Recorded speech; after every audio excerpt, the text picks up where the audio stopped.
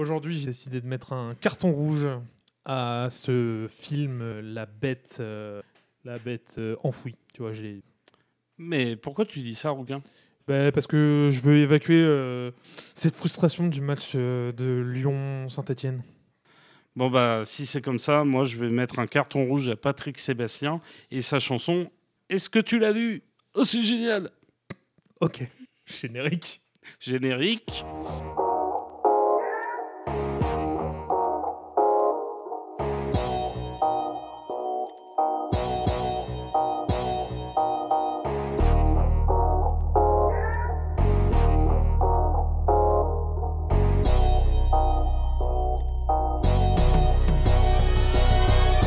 Salut à toutes et à tous, salut les canapéens, salut les canapéennes, salut Loulou.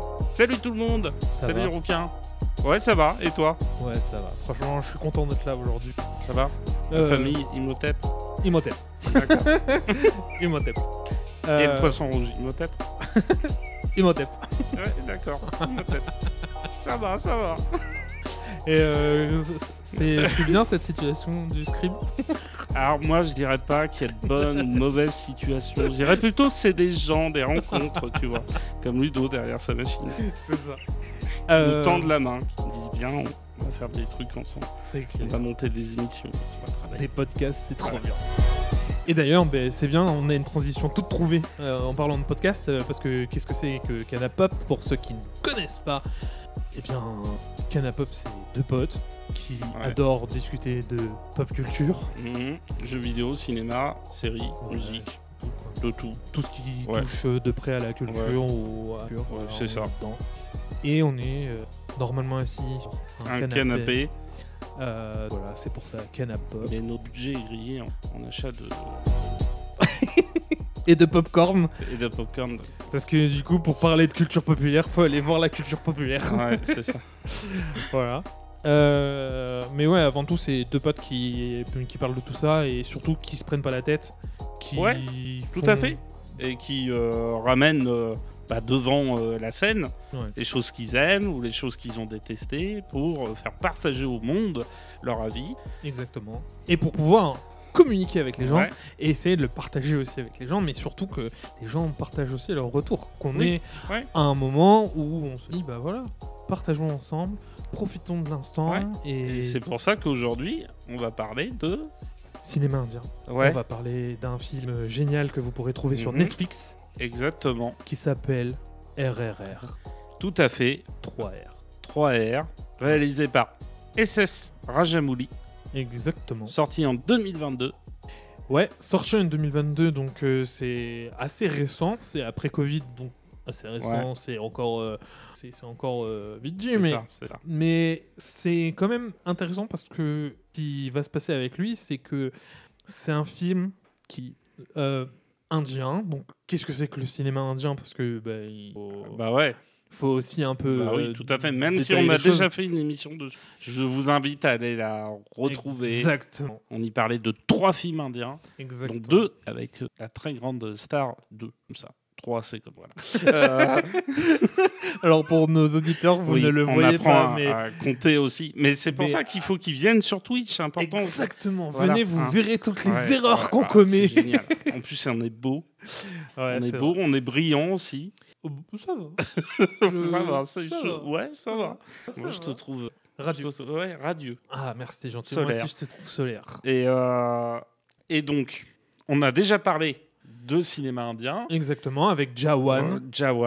Kalki. 2098. AD. Tout à fait. Et Mani Miskan.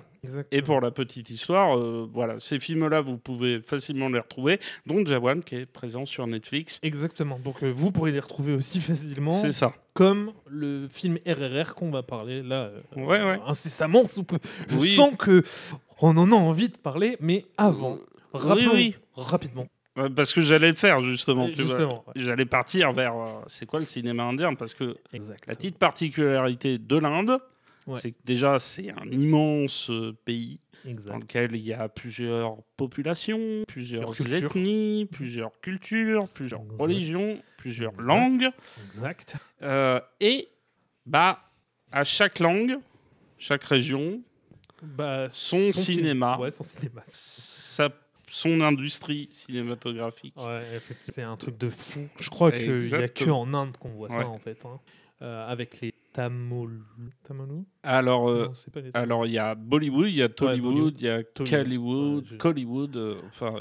C'est dingue, il y en a quasiment par cœur. Autant. Non. Il y en a autant que il y a de régions. C'est ça. Il y a d'États. Je crois que c'est un État fédéral. Enfin. Un État une organisation fédérale, c'est comme les États-Unis ou l'Allemagne, il me semble. D'accord. Je compte peut-être des bêtises, mais bref. La dernière fois, les films dont on avait parlé étaient construits sur ce qu'ils appellent les blockbusters masala. Le blockbuster, c'est ce qu'on a chez nous avec les films hollywoodiens. Ouais, c'est ça, c'est les gros budgets, les grosses productions, les films qui doivent faire les bulldozers. Voilà, c'est ça. C'est les films qui doivent faire un carton au cinéma. Et des fois, ça se ramasse fortement. Alors, pourquoi masala ? Parce que comme on pourrait parler de pan-indien. Ok. C'est l'autre terme. Tout ça pour dire que c'est des films qui sont censés rassembler l'ensemble de la population de l'Inde. Ok, ça c'est cool. Et ne plus simplement se limiter, par exemple, à la population hindi, population tamoul ou telugu. Voilà, parce que à Bollywood, on parle l'hindi. Oui, c'est ça. Et la société indienne est organisée en castes. Oui, exactement. Il y a énormément de religions aussi à l'intérieur et tout. Donc, chacun va avoir un dialogue différent, va interpréter pas mal de choses. Et me semble-t-il que la langue plus ou moins universelle, mais qui n'est pas utilisée couramment, me semble-t-il, c'est l'anglais chez eux. Oui, certainement, ils ont eu une colonisation, un passé. Je n'ai pas regardé ça, mais ouais. À mon avis, ils ont un passé colonial. Donc l'anglais reste une langue pas officielle du pays, mais qui sera la langue la plus facilement utilisée entre chacun des peuples, des régions. Des régions, c'est mieux. Ouais. Et alors, si je me lance, on va dire, dans une petite définition de c'est quoi une caste, il me semble que c'est une sorte de classe sociale, mais très fermée, très verrouillée, qui a du mal à communiquer avec les autres. Tu vois là-bas, notamment, il y a ce qu'on appelle les intouchables qui sont vraiment au bas de la société. C'est pire que tout, un intouchable. Et la société, comme ça, est organisée en différentes cases qui ne communiquent pas les unes avec les autres. Et cette prolifération de différentes industries en fonction de la région suit aussi la logique de caste. Donc, il faut imaginer que, par exemple, Bollywood, dont on a très souvent entendu parler. Voilà. Par chez nous, parce que c'était vraiment le truc qui nous arrivait jusqu'aux oreilles. Parce que surtout, ils proposaient des choses, on va dire, qui étaient un peu similaires à ce qu'on entend. Ouais, et assez abordables pour nous, tu vois. C'était des comédies musicales, des romances. Alors, il y a des super films, Devdas notamment, qui est très très beau. Et ça a, malgré tout, développé tout ça, une grosse animosité, un très gros ressenti. Une grande partie de la population indienne pour Bollywood. Ils se sont sentis annexés et ils se sont dit nous aussi on voudrait croquer la part du gâteau un peu et on aimerait pouvoir que tout le monde nous connaisse aussi. Et voilà. Et donc au bout d'un moment, ils ont fini par réfléchir à ces blockbusters masala pan-indiens. Pour dire on va toucher tout le monde. C'est pour ça que quand on parlait de Kalki, il y avait la star des Bahubali et il y avait cet acteur très célébré là-bas qui a joué dans... c'est la première fois que tu oui, j'ai un blanc. Je vais le retrouver. Mais enfin, voilà, il y a toujours... salut Louis. Cette idée de... Oh, salut cette idée de rassembler, en fait, la société en allant chercher... les différents représentants des différentes castes. Et ça, en plus, c'est vraiment cool parce qu'aujourd'hui, c'est bien de casser tous les mythes qu'on a autour du cinéma indien, parce que beaucoup de gens pensent que les préjugés, surtout, ça. Tout le monde pense que le cinéma indien, c'est que de la musique, c'est que des chants, c'est que des trucs... T'es arrivé à l'heure, Louis Guillaume. qui sont totalement fous et sont dans le surjeu continuellement. Souvent, les gens pensent ça à tort. Alors, à tort. Qu'on s'entende. c'est pas forcément tout à fait faux. Ce que vous avez vu par le passé, c'était comme ça que ça se faisait à l'époque, on va dire. Mais c'était une époque qui était différente. Et aujourd'hui, le cinéma indien, si on s'ouvre un tout petit peu plus, on va découvrir des films, notamment le film dont on va parler, où il n'y a quasiment pas de chansons et de danse. Il y a une histoire très profonde et très... Exactement. Très universelle. Ouais, très universelle. Et donc, on va sentir cette sensation qu'on peut voir dans d'autres films américains où on va se dire, ok, je suis devant un film qui peut me toucher, qui peut m'embarquer. Voilà. Exactement. Et là-dessus, en plus, tu vois, en voyant RRR, on va dire le bon technologique fait par ce cinéma-là, même s'il reste à 2-3 endroits, des petits CGI qui piquent un peu les yeux.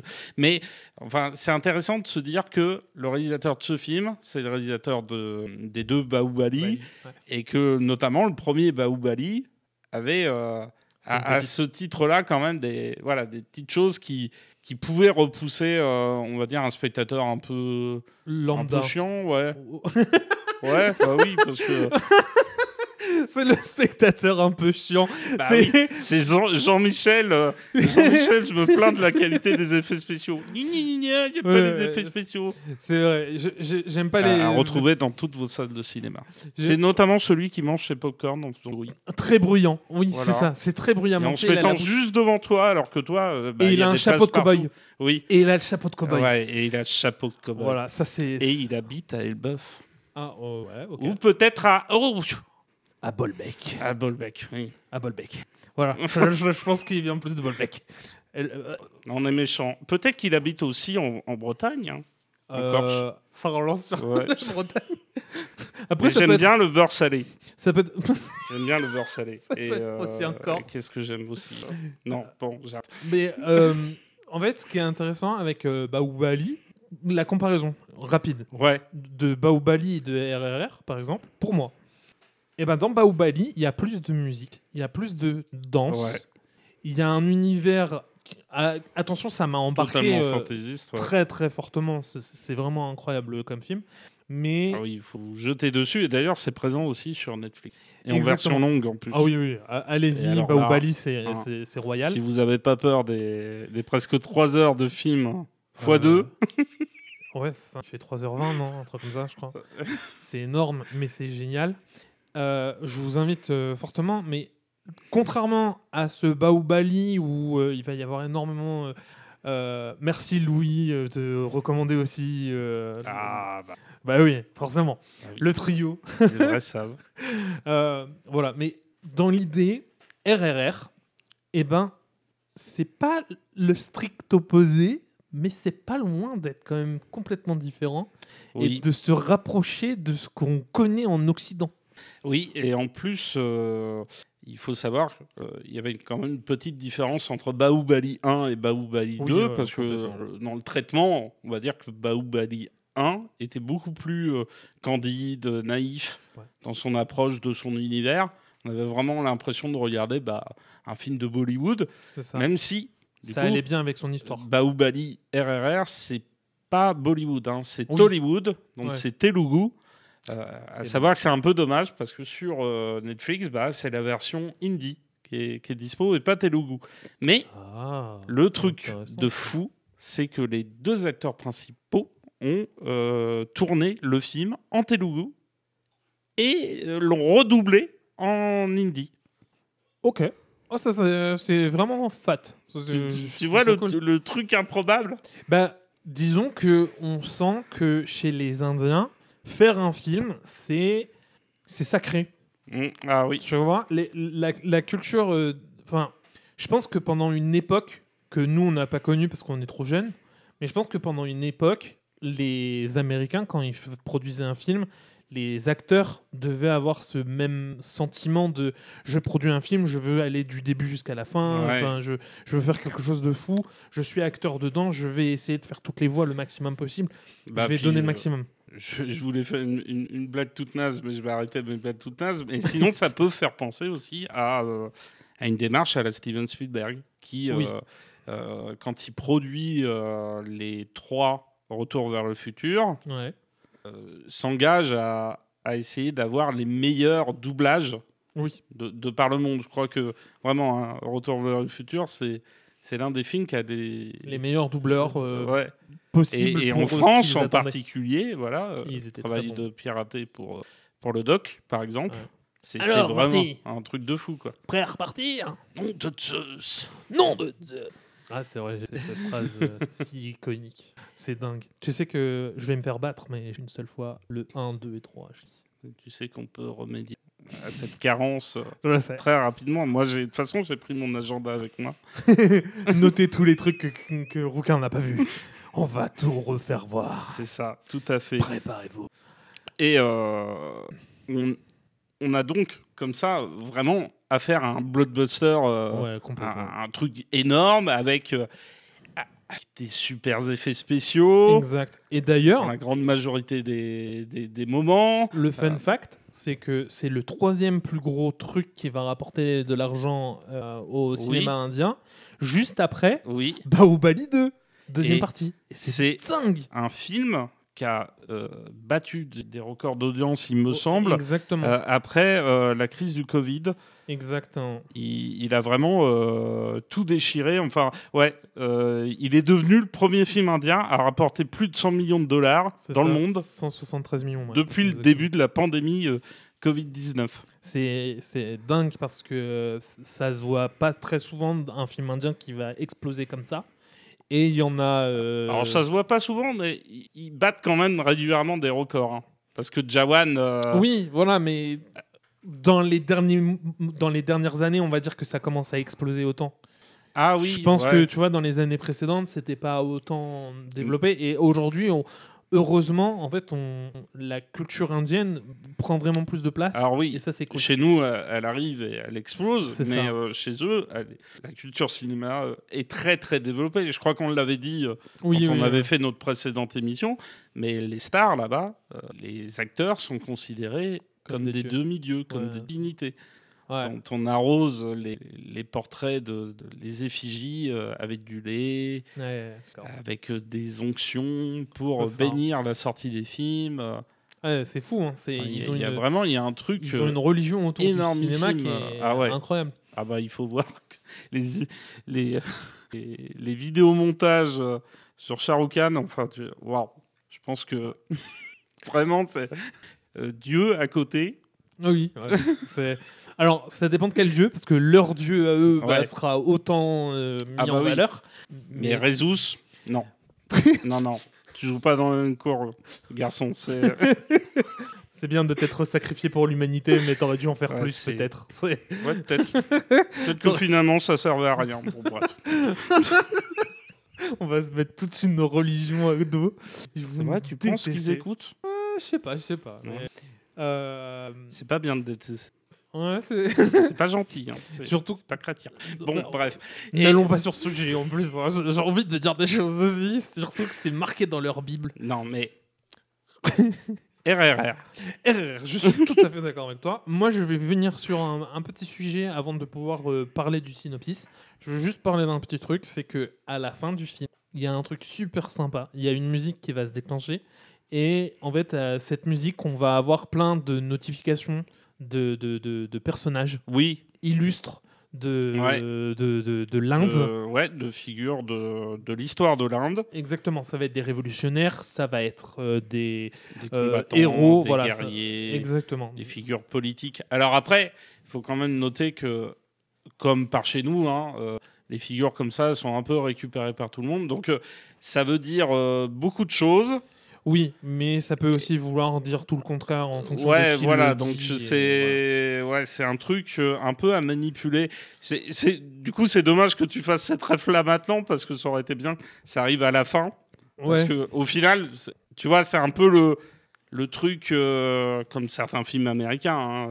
En fait, moi, ce que je voulais dire, RRR, c'est un film nationaliste. Donc, quand tu es nationaliste, tu as un peu, des fois, du mal à apprécier les autres. Mais comme moi, j'ai apprécié le film, je voulais pas forcément venir tout de suite là-dessus. En fait, je voulais y venir parce que ce que je voulais dire, c'est que je vais pas forcément rentrer dans les détails et tout. J'ai pas noté tous les noms des personnages et tout. Mais je vous invite à toutes les personnes qui cherchent à avoir de la culture ou des trucs comme ça. Je vous invite à ne pas hésiter en fait à aller regarder en plus. Parce qu'il y a ces informations supplémentaires qui vous donneront la possibilité de comprendre pourquoi ces gens ont été illustrés dans le film à la fin du film. Tout à fait. Mais alors après, tu vois, l'autre truc que moi, assez fou, c'est que finalement, celui qu'on va connaître le plus de par chez nous, Mahatma Gandhi, n'est pas du tout dans les représentations. Exactement. Qu'on peut apercevoir dans ce générique final. Donc, voilà. Moi, je trouve quand même que ça veut beaucoup dire. Mais Gandhi, il fait pas partie de l'Inde, je crois. Enfin, si, de la région. Enfin, mais il est très contesté, et notamment par l'idéologie qui est dominante là-bas. D'accord. En ce moment. C'est pour ça aussi que c'est un film, tu vois, qu'on peut regarder sous des angles très, très variés. Très large, et je trouve que c'est intéressant de se poser ces questions-là, mais alors après c'est un film quand même. Déjà, de quoi ça parle quand même, parce que voilà. Ouais, c'est d'accord. De merde, on parle de sujets qui sont peut-être trop beaux pour l'instant, mais de quoi tu veux faire le synopsis ou tu veux que je le fasse? Je peux le faire. Libre à toi. Alors, ça va nous raconter l'histoire de deux révolutionnaires qui, dans l'Inde colonisée des années 1920, vont se révolter contre l'oppresseur britannique. Et les deux vont le faire pour des raisons très différentes. Ils ne sont pas tout à fait du même côté de l'histoire. Comme dans un film dont on parlera après, le fameux « Il était une fois la Révolution ». J'ai rien à rajouter, je pense que tu l'as dit correctement. En fait, moi, j'avais même fait complètement différemment de toi, tu vois. Ouais. En disant que, en gros, un coup de haut placé dans la colonie britannique en Inde a capturé une gamine. Ouais. Voilà. Ah ouais. Et donc, il y a un mec qui va être notifié par son peuple comme étant un chasseur, mais genre son héros pour récupérer la gosse. C'est ça, Et par la même occasion, on a un fonctionnaire de police indien qui veut se faire une place dans la haute sphère militarisée, en gros, pour pouvoir déclencher une révolution des Indiens. Et donc, je trouvais ça intéressant, tu vois, de la manière dont tu le proposes et de la manière dont je l'ai écrit, parce que c'est intéressant. J'ai cette sensation qu'on a vu le film, le même, mais on va avoir un point de vue qui se lance... Qui diverge. Ouais, c'est intéressant. Diverge, ça fait beaucoup. Et J'aime bien. Il n'a pas relevé ma blague, je suis désolé. Bref. Il diverge, ça fait beaucoup. Non, il n'a pas relevé. Diverge, ça fait... Ouais, bref, c'est pas grave. Ah oui. Ah oui. Pour une fois, c'est pas moi qui ai la blague comme ça. Ok. Et alors, le film évoque quand même une période de l'Inde, une période assez compliquée parce que l'Inde était clairement sous domination étrangère. Exactement, l'Empire britannique. Tout à fait. Mais il faut savoir que finalement... ce rapport à l'histoire, ce rapport à cette histoire-là a aussi un lien avec l'histoire du cinéma en Inde. Parce que les colonisateurs britanniques ont quand même beaucoup censuré. Exactement. Et ont beaucoup façonné, comme ça, de façon indirecte, la production cinématographique indienne. Je vois exactement. Parce que pourquoi il y a beaucoup de musique, de danse, de chant? Parce que on pouvait pas le faire de façon directe. Voilà, on pouvait pas faire passer des messages de façon directe. On devait le faire détourner. Et la danse et la musique pouvaient permettre ça. Et de là, la société indienne s'est quand même développée avec beaucoup. Alors. il y a beaucoup de préjugés. À Bollywood, c'est beaucoup des acteurs avec qui sont assez... des standards de beauté très proches de ce qu'on peut connaître dans nos sociétés occidentales. Effectivement. Et là, la première chose, c'est que finalement, avec ce film-là, on a des acteurs qui sont complètement éloignés. Les deux acteurs principaux sont complètement éloignés de ces standards de beauté, parce qu'ils sont beaucoup plus... alors, je ne sais pas comment le dire autrement, mais bronzés de peau. Ah oui. Tu vois alors que le Bollywood aime bien jouer sur le côté nos acteurs, ils ont la peau et nos actrices ont la couleur de leur peau beaucoup plus claire. Ah, ça c'est intéressant ça. Et donc ça, tu vois, c'est un premier truc quand tu vois le film et tu as vu un peu d'autres productions. Il y a plein de trucs. Tiens, tu te dis ah ouais, d'accord. C'est vrai que j'ai pas fait attention. Ça c'est étonnant. Parce que les deux personnages vont quand même la peau très similairement, même couleur, les deux personnages. Donc, en fait, si on n'a pas cette information et qu'on regarde pas assez souvent le cinéma indien, c'est tout à fait ça. Mais on le voit pas. Mais il suffit juste de regarder les grandes stars de Bollywood, Amir Khan, Shah Rukh Khan. Il y a Kajol pour les femmes, Madhuri Dixit aussi, et toutes ces stars-là. Elles sont vraiment dans les mêmes standards de beauté. Ok, c'est intéressant. Et là, pour le coup, c'est Rama Rao Jr. Et il y a eu une blague qui a été faite sur le... et Ram Charan. Ah, Shere Khan. Merci au petit monteur derrière qui s'amuse. Il a raison, il faut qu'il participe. Mais oui, bien sûr. Tu vois, Mais ouais, ok, c'est super intéressant. Franchement. Et tu vois, donc Ram Charan, qui joue Bim. Non, Bim, il est joué par Rama Rao Jr. Ok, donc il joue Raju alors. Voilà.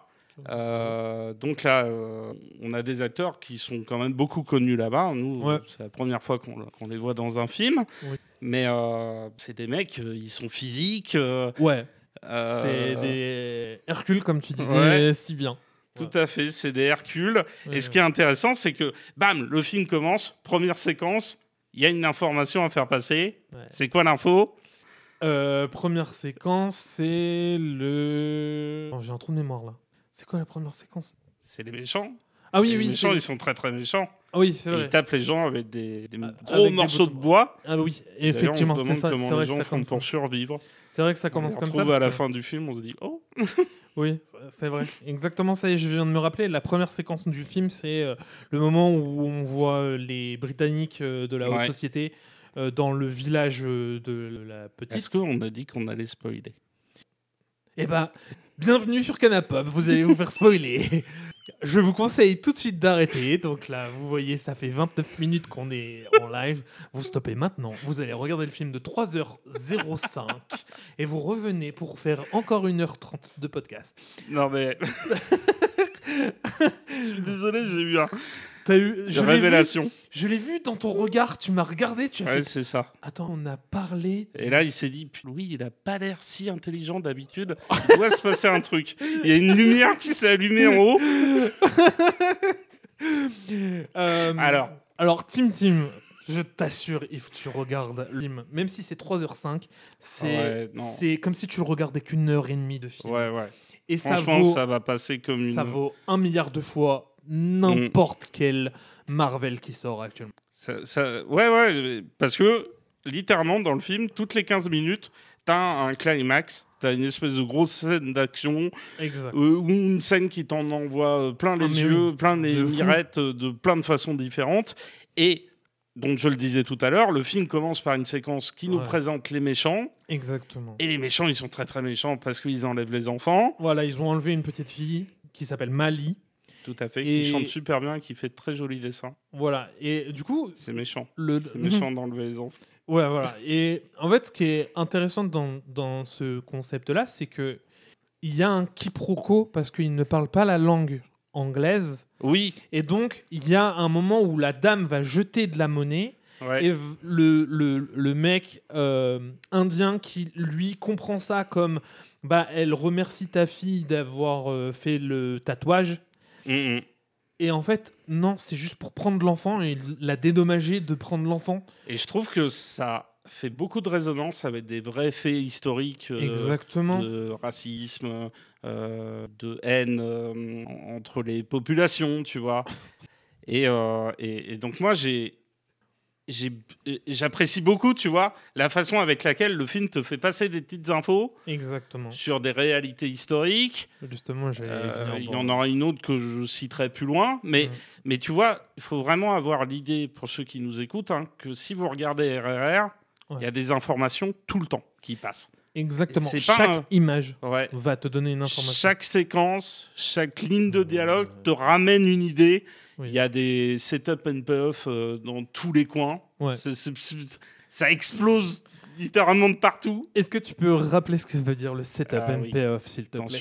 Le dictionnaire du cinéma s'ouvre. Allez, encyclopédie, s'il te plaît. Page setup and payoff.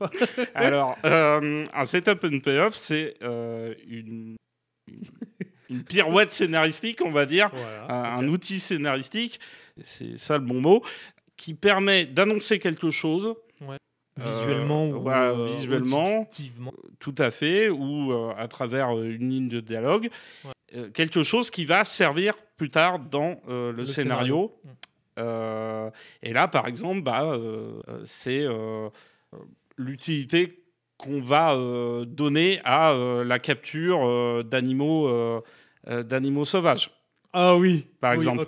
Parce que là, maintenant, on peut passer, tu vois, aux 2 séquences qui suivent, qui nous présentent les 2 personnages. Donc, d'un côté, le chasseur qui se rappellera Bim dans l'histoire. Donc, le chasseur, moi, je l'appelle le chasseur parce que c'est comme ça qu'ils le définissent. Mais en gros, c'est le héros qui va vouloir récupérer la petite fille qui a été capturée. Et donc, c'est le champion, en gros, des Gonds, donc le peuple des Gonds. Et c'est une machine de guerre. Quand tu le vois pour la première fois... son apparition, elle est délirante. Délirante. Il se recouvre de sang. Ah, on a dit on va spoiler comme des porcs. Il se recouvre de sang. Et ensuite, il va commencer à courir parce qu'il a entendu que le piège est prêt. Il va commencer à courir pour retrouver un loup. Le loup va le courser. C'est ça. Et dans les buissons, se cache pas très loin, un tigre. C'est ça. Et donc, la première scène avec ce tigre, c'est vraiment la vision du tigre qui regarde Bim, qui est en train de courir. Il va bondir dessus. Bim va l'estiver tel un dieu grec. Ah oui, mais les gars, ils ont des capacités physiques. Ne faites pas ça chez vous. Non, vraiment. Avec un tigre, non. Avec votre chat, oui, essayez. J'ai essayé de le faire. Je me suis tapé le petit orteil sur le coin de ma table basse. Alors, c'est une très bonne information. Dans le chat, ça a été marqué. Ça s'appelle aussi le fusil de Tchekhov. Le PFN. Oui, exactement. Alors, c'est pas tout à fait la même chose. Parce que le fusil de Tchekhov, je crois que c'est un élément, tu vois, un objet. Qui est utilisé de façon très... Par exemple, un crochet qui va embrocher quelqu'un. Tout à fait. Mais c'est pas non plus à confondre avec le MacGuffin qu'on va rechercher tout au long du récit. Et qui va être un moteur d'enjeu. Voilà, un setup and payoff ou un fusil de Tchekhov, c'est vraiment un élément qui n'est pas primordial dans le récit. Mais là, c'est intéressant parce que justement, on a ce personnage de Bim. Exactement. Et d'ailleurs, le plan qui nous le fait découvrir est incroyable parce que c'est un plan vu d'à l'envers sur un lac. Exactement. Et la caméra se retourne progressivement pour nous faire comprendre que ce qu'on voyait... C'était l'envers du décor. Tout à fait. Mais c'est aussi pour nous dire, de façon subliminale, que ce personnage est connecté à la nature et à l'élément qui est l'eau. Exactement. Ah, dans mon cerveau, ça vient de faire bim. Voilà, vraiment, oui. Mais il faut que j'attende que tu me le dises pour que mon cerveau fasse... Ok, c'est intégré. Parce que moi, je l'ai vu ailleurs, tu vois, ce langage. Mais il vient dans ma tête, il vient plus tard. Mais toi, tu me dis, bah, en fait, non, là, c'est tout de suite maintenant. Dès la première entrée, tu vois même pas encore réellement le personnage parce qu'il est dans une flaque. Non, c'est dans le lac, mais quand tu le vois... Et puis il est perdu au milieu de la végétation. C'est ça, on voit dans le reflet de l'eau. Mais pas tout de suite. Ton œil n'est pas directement centré dessus. Et donc, c'est là en mode, ok, je cherche. Et tellement, il est connecté à l'eau grâce... Et ça se retrouve aussi dans son comportement de personnage. Qui est très fluide. Et qui est très... finalement, alors... Moi, j'ai envie de dire qu'il est assez émotif. Tu vois, il est très connecté à ses émotions, au centre émotionnel du film, qui est finalement la petite fille. Oui, complètement. Tu vois. Et moi, ça me rappelle, on avait parlé il y a quelques mois de cinéma chinois hongkongais, et on avait parlé de The Killer. Et dans The Killer, il y a deux personnages principaux, un tueur à gages assez froid, qui est une sorte de monolithe, tu vois, et un policier qui le poursuit partout. Et là, ce qui est intéressant, c'est qu'on retrouve un peu cette énergie double avec les deux personnalités avec les deux personnalités contraires, et finalement bim, voilà, c'est le personnage qui est un peu plus fragile, qui va se laisser guider par ses émotions, alors que l'autre, donc j'arrive toujours pas à me souvenir Raju, et lui, une espèce de machine à tuer, quoi. Ouais, ce serait même plus robotique, robotisé, sans émotion, très froid, très glacial. Exactement. Alors, pas sur tous les aspects, parce que quand tu le vois dans sa relation shakespearienne avec Bim, t'es en mode... en fait, il a quand même pas mal d'émotions, il est quand même... Mais il y a quand même cette séquence qui nous le présente, alors qu'il n'est pas une séquence de chasse aux fauves haletante, mais une séquence où le personnage est policier et on attaque le commissariat où il est employé. Quelqu'un balance un caillou et le grand chef dit je veux la personne qui a balancé le caillou, et lui il saute au milieu des manifestants de la mêlée d'un millier de personnes. C'est ça. Il y a environ 1 millier de personnes et le mec qui a jeté le caillou, il est sur le dos de 2 autres gars. C'est ça. Mais il est à 100 mètres du lieu, quoi. Donc il faut se dire que 1 millier de personnes devant soi, solo, t'es un flic, t'es mal vu parce qu'en face ils ont vraiment envie de vous faire la peau. C'est un dieu, le bonhomme. Quand il saute dans la mêlée, c'est un dieu. Le monsieur, c'est Obélix ou Astérix. Hein. Et ce qui est génial, c'est que tout de suite, tu vas me faire ressentir, genre, les personnages sont en face. Il va me rattraper. Oui. Il va me rattraper. C'est ça. Au début, le mec le regarde en mode, bon, on sait qu'il va se faire massacrer. Puis il voit que les gars se font massacrer autour. Et là, il se dit, il va vraiment falloir que je commence à m'en aller. Et il va essayer de fuir.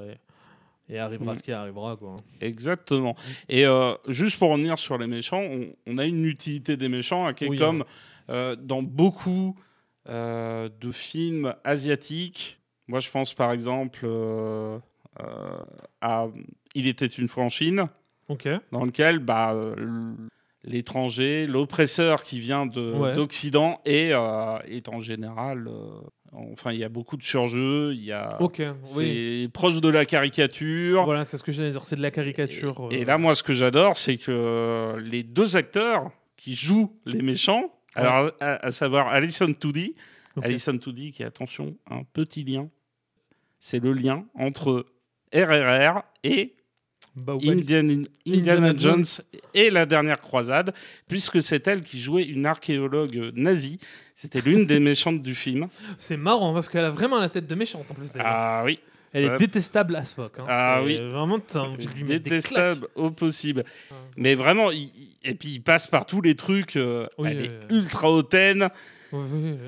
Elle est d'une perversité. Ouais, elle dédaigne tout le monde. Elle se sent supérieure et tout. Enfin, c'est vraiment le genre de personnage que tu croises dans la rue en vrai et tu as envie de lui rappeler que si elle était juste un tout petit peu plus ouverte, elle prendrait moins de claques dans la tronche, je pense. Le film a vraiment envie de te la faire détester. Ouais, et il le réussit alors on bien. parle même pas du mari. Ouais, le mari qui a une phrase célèbre dans le film qui est vous savez que cette balle vient d'Angleterre, elle a été fabriquée par un Anglais, elle a été utilisée elle a été mise dans un transport anglais, elle arrive jusqu'ici et elle a été mise dans votre fusil. Vous savez que cette balle qui valait normalement qu'un seul livre vaut maintenant 1000 livres. Et vous voulez l'utiliser pour un Indien. Ouais, et ils utilisent même pas le mot indien. Oui, exactement. Pour abattre un sous-homme, quoi. Ouais, c'est ça. Et c'est d'une violence. Et alors, le monsieur est joué par Ray Stevenson, il est détestable, qui est décédé depuis. Hein. C'était son dernier rôle au cinéma. Okay. Mais il a joué Titus Pullo dans Rome, la série Rome, de John Milius. Et il a joué aussi... moi, je pense la meilleure interprétation du Punisher, ce qu'il jouait dans Punisher, The Punisher Warzone, donc le 3e film qui avait été sorti il y a une quinzaine d'années. Tout le monde l'a oublié, mais c'était très gore, très sanglant. Et il le plutôt bien. Moi, j'ai jamais regardé les films Punisher, j'ai regardé la série, donc voilà. Mais c'est pareil, il a un côté totalement détestable. Enfin, je veux dire. Ah oui, non, il est vraiment détestable comme personnage. Quand sa bonne femme lui montre, regarde ce qu'elle a fait, ce qu'on m'a fait sur la main, et il regarde, c'est qui a fait ça? Et elle lui montre l'enfant, elle fait le singe. Superbe, bonjour.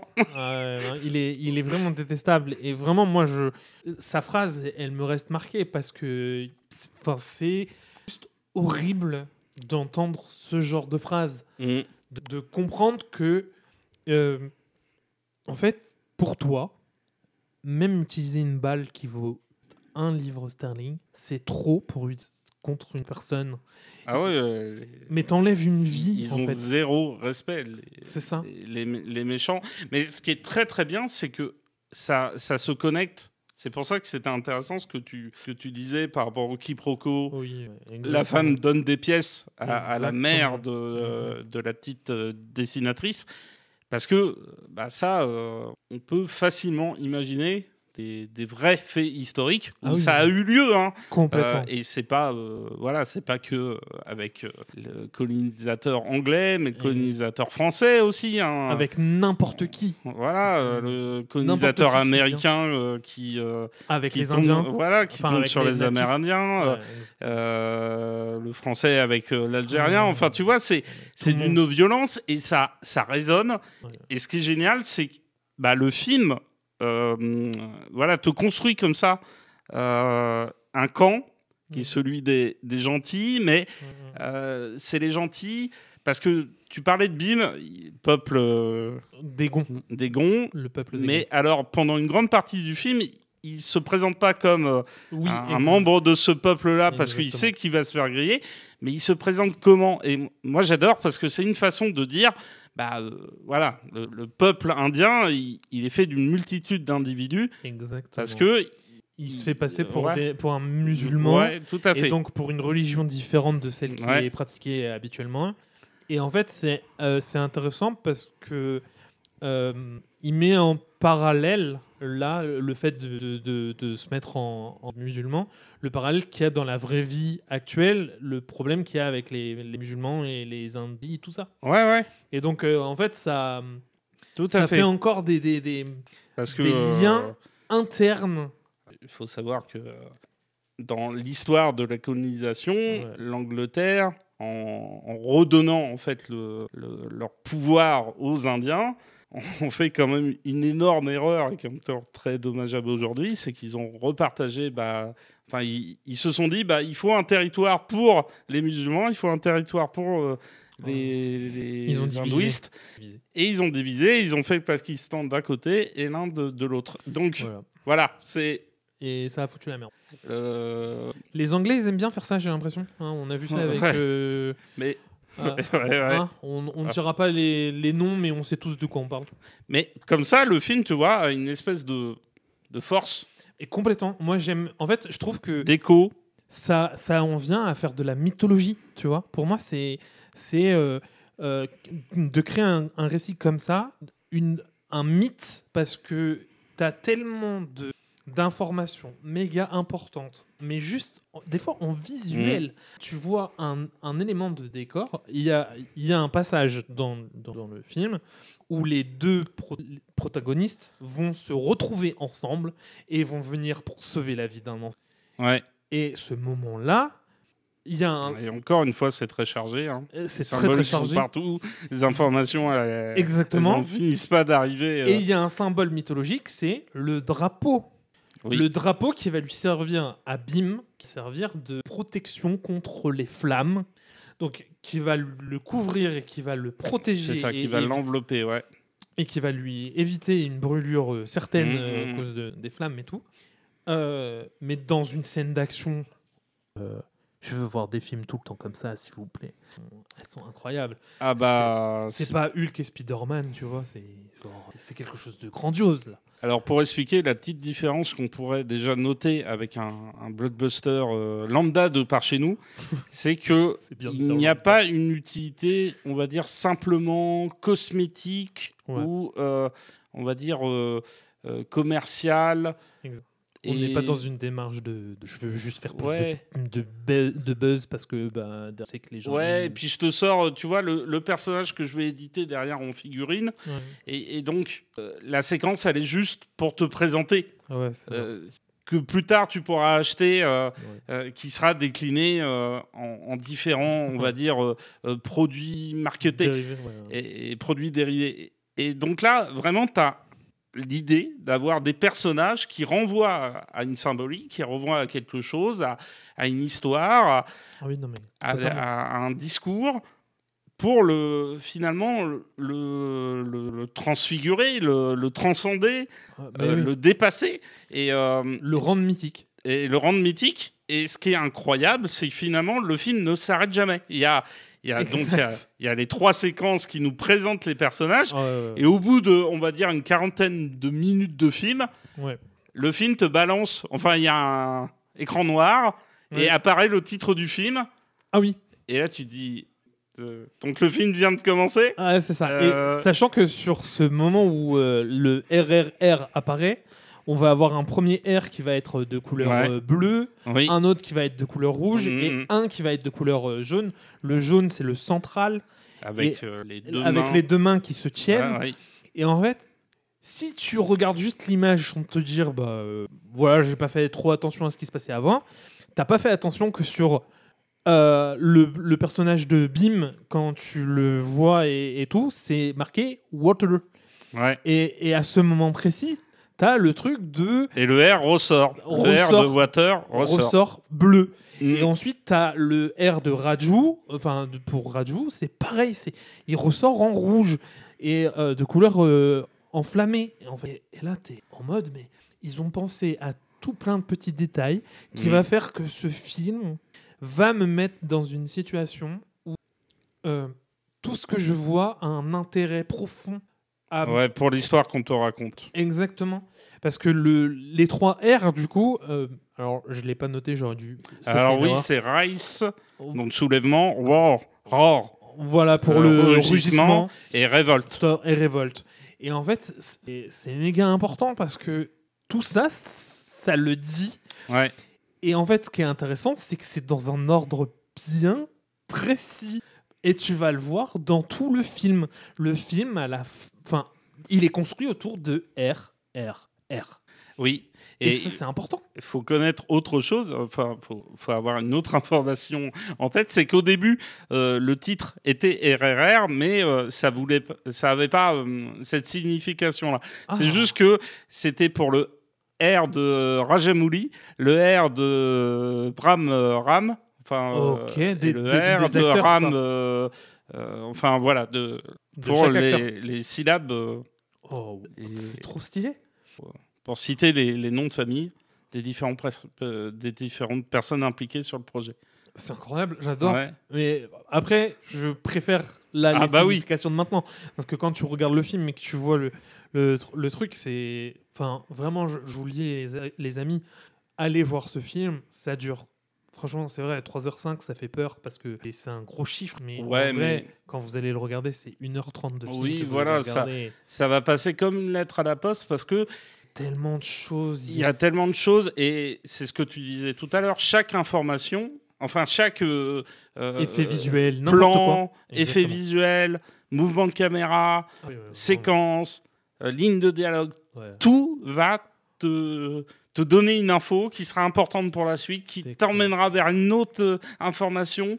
Et c'est comme ça, on continue. Et le film ne s'arrête jamais. Et en le voyant, au final, on se dit, c'est vrai que j'ai été voir dernièrement un blockbuster américain qui durait 2h30. J'avais l'impression de passer 5 heures. Voilà. Pourquoi ça durait 5 heures alors que là, le film est plus long de 30 minutes et c'est... Enfin voilà, on a l'impression de regarder un truc beaucoup plus cool. Et en plus, il faut savoir que le film remercie, moi j'ai trouvé ça intéressant parce qu'il remercie 3 grandes figures du cinéma indien. Effectivement, en ouverture, dans son générique d'ouverture. Il y a Salman Khan, Amir Khan, et le réalisateur... n'importe quoi. Et le réalisateur de Coach Odae et de Manmis Khan. Karan Johar, voilà. Et ce qui est génial, c'est que Karan Johar, dans une interview, on lui dit, mais c'est vrai que c'est pas très très logique le cinéma indien. C'est vrai que c'est un peu n'importe quoi, ça part dans tous les sens. Et par exemple, dans RRR, on a un personnage qui attrape une moto à une main, qui la soulève, qui frappe une dizaine de soldats avec. Enfin, on peut pas y croire. Alors pourquoi ça fonctionne? Et le gars dit, effectivement, c'est pas logique. Mais l'important, c'est pas la logique. Non. C'est la croyance, c'est la conviction. La conviction que le réalisateur va mettre dans l'histoire qu'il raconte. Et quasiment, je pense, dans le film indien, c'est la conviction qu'il faut regarder. Et je pense qu'on devrait avoir ce regard-là. Parce qu'il y a beaucoup de personnes qui, dans leur rapport au cinéma, ont été, on va dire, tu vois, un peu matrixés par le cinéma américain. Le cinéma américain est très cynique.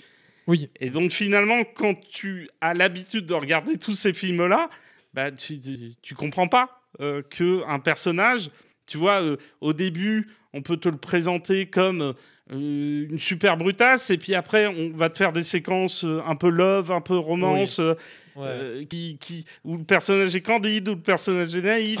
et après, tu repars sur des séquences d'action où le mec, c'est la pire brutasse qui soit. Parce que moi, par exemple, dans le film, les combats, mais je les trouve mais jouissifs. Mais... Puis une physicalité. C'est impactant, c'est fort. C'est clair, ça va vite, ça se déroule vraiment bien. Vous avez un suivi de caméra qui n'est pas le suivi de caméra de tous les films américains d'aujourd'hui. Je regarde des films américains et franchement, moi je disais tout à l'heure, tu le disais, il y a des gens qui sont matrixés. J'ai été matrixé par les films américains depuis tout petit. J'adore ça, attention. Je les critique beaucoup. Moi aussi, il y en a beaucoup que j'apprécie. Parce qu'aujourd'hui, je trouve que les films américains ne font plus ce qu'ils étaient capables de me faire quand j'étais plus jeune.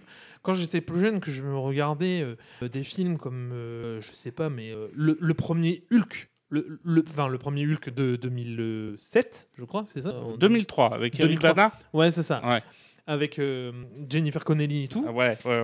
Celui-là, moi, je le trouve exceptionnel. Il est royal, il est vraiment bien. Le Hulk m'impressionne.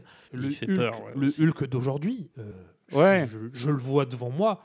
Je me dis pas, oh attention, il est dangereux. Non, je me dis, ok, c'est un clown déguisé. Et puis maintenant, tu sais, tu as cette impression quand tu vois des CGI dans des films américains, cette impression d'avoir devant les yeux un truc bas de gamme, un truc qui est pas très, tu vois, pas très travaillé, qui est pas... c'est ça. Et puis là, tu vois, ce qui est amusant dans RRR, c'est que il y a plein de moments où les effets spéciaux ils t'en mettent plein les yeux, mais il y a aussi des petits moments où les effets spéciaux sont pas parfaits, mais ce qui compte, c'est l'idée. Exactement. C'est l'idée derrière le... Et toutes les images qu'ils ont essayé d'amener jusqu'au bout. Parce qu'ils ont été jusqu'au fond de la chose. Quand ils... Putain, un moment... je suis désolé, mais... Il y a un moment, il y a un combat où les deux protagonistes vont se taper dessus. Ah, puis alors là, oui. T'as l'impression d'être dans un jeu vidéo, tu sais. Mais oui. C'est Mortal Kombat, tu sais. Street Fighter. Et tout le film, on te dit, il y en a un, c'est la puissance du feu, et l'autre, c'est la puissance de l'eau. Et il le transforme. Il y a un mec qui va prendre un tuyau d'arrosage comme ça va tirer dans tous les sens, mais il va utiliser son tuyau d'arrosage pour se taper. L'autre va utiliser une lampe torche, enfin une torche, une simple torche, et il va se battre avec. Mais bordel, c'est tellement mieux. Ils t'ont mis ces petites informations parce que tu savais qu'ils allaient aller jusqu'à là. Un film américain, aujourd'hui, c'est je prends une information, je te dilapide comme ça, que je te dilue, et à un moment, je vais te dire, ah bah tiens, c'est qui a le plus beau cul de l'Amérique? Pardon, mais mes bras m'en tombent, sérieusement. Mec, t'as passé 70 ans dans la glace, tu t'es un super héros parce que tu peux te taper comme un dieu. Ouais, et puis t'es une figure mythologique. Et merde, tu devrais porter quelque chose de fort, quoi. T'es juste là pour me dire, mais c'est qui a le plus beau cul de l'Amérique? J'en ai rien à foutre, bordel. Montre-moi quelque chose qui va m'intéresser. Là, Et puis il faut se représenter aussi que RRR, c'est un film, c'est un pur film de cinéma parce que c'est un film qui utilise tout le panel du cinéma pour te faire comprendre les choses. Et dans la fameuse séquence de bagarre, on a ces deux plans larges là, on voit les personnages se relever de façon hyper badass au ralenti, en prenant des poses ultra épiques. T'as envie de voir ça. C'est ça, t'as envie de le sentir, t'as envie de le vivre, t'as envie d'être à côté d'eux et de regarder la scène au plus près, et tout en étant là dans ton canapé, devant ton écran. Alors après je dis canapé, mais ça serait tellement 100 fois mieux, je pense, sur un strapontin, devant un écran géant avec une caisse de résonance qui va t'exploser les oreilles à chaque fois que ça va se taper, parce qu'il y a des coups, tu les entends, les coups. Tu entends le mec qui prend un coup dans la bouche, voilà, ça fait... Et puis c'est important. C'est du cinéma ultra sensoriel, et c'est du cinéma qui essaie de donner vie. Moi j'aime bien parce que là il y a un peu l'idée de donner corps à ce que tu pouvais voir dans des cases de bande dessinée. Exactement. Et te dire voilà, là on n'est pas dans la case de bande dessinée où on peut faire les choses que d'une certaine façon, on est dans le cinéma. Donc on va repousser les limites du truc, et ça part dans tous les sens. Et là-dessus, tu voulais continuer là-dessus ou Non, j'allais passer sur un autre sujet parce que je viens de relire un morceau de ma note et j'allais m'engueuler moi. Alors moi, je voulais juste parler de la musique, parce qu'il y en a peu. J'allais y venir. Mais alors, qu'est-ce que c'est bon. M'enlève les mots de la bouche. Mais qu'est-ce que c'est bon. C'est la meilleure musique indienne de film actuellement. C'est celle qui a remporté un Golden Globe. Exactement. C'est celle qui a tu parles vraiment de Natu oui, exactement. Qui a tout explosé. C'est incroyable. En fait, il faut savoir que, comme on disait, le cinéma indien, il y a énormément de préjugés, notamment les chorégraphies, les filles, la chorégraphie et la musique qui est très omniprésente dans les films indiens la plupart du temps. Dans celui-ci, il n'y en a que deux. Il n'y a que deux musiques. Il y en a une. Alors, il y en a trois. Il y en a 4. Parce qu'il y a la chanson de la petite fille, qui est une belle... qui est une belle poésie. Ouais, une belle poésie. T'as Natu, qui est une sorte de compétition. J'allais y venir, un truc d'endurance. Chorégraphié. T'as la chanson qui chante quand il est en train de se faire... quand il est en train de se faire flageller. Lapider, voilà. Flageller. Ou flageller, ouais. Et il y a... flageller, c'est mieux. Et il y a la chanson de fin. Et en fait, pourquoi je disais que pour moi, c'est que deux musiques réelles dans le film. Et non, il y a celle aussi où ils sont... Il y en a un qui est à cheval et l'autre, il est sur une moto. Et c'est des copains et tout. Ah oui, c'est vrai, j'ai oublié. Mais... Ils sont copains. Ok, alors... Comme nous, requins. Donc oui, c'est vrai. Voilà, c'est vrai. C'est une très belle amitié en plus. Ouais. Toi, tu dans les deux cas. Sur un cheval et moi sur une... Je préfère monter sur un moto. Le cheval me supporterait pas. J'ai peur de casser un cheval en deux. Après, bon, ça sera très bon parce que du steak de cheval, c'est très bon, mais... mais dans l'idée, voilà. Non, en fait, tu vois, dans mon écrit, là, je voulais m'engueuler parce que j'ai marqué presque pas chorégraphié. Ouais, je comprends pourquoi tu voulais t'engueuler. Voilà, je veux m'engueuler parce que En fait, c'est pas chorégraphié comme on a l'habitude dans les cinémas indiens, c'est-à-dire qu'on va avoir énormément de danse chorégraphiée et tout. Là, il y en a que 2 dans le film. Pour le coup, il y en a vraiment que 2. Les autres musiques sont présentes, mais c'est vrai. Mais c'est pas chorégraphié dans la danse avec tous les acteurs en même temps. Oui, je vois ce que tu voulais dire par. Voilà, et c'est pour ça que tu vois, c'est bien de remettre les bons mots. C'est la chorégraphie. Oui, c'est vrai. Mais c'est méga chorégraphié sur tout le reste. Les combats, c'est chorégraphié et tu le sens. La prise de décision du. On revient sur le. Exactement. On revient. Encore une fois, chaque mouvement veut dire quelque chose. Exactement. Signifie quelque chose. On ne peut pas passer à côté. Exact. Et ça, je trouve ça trop bien.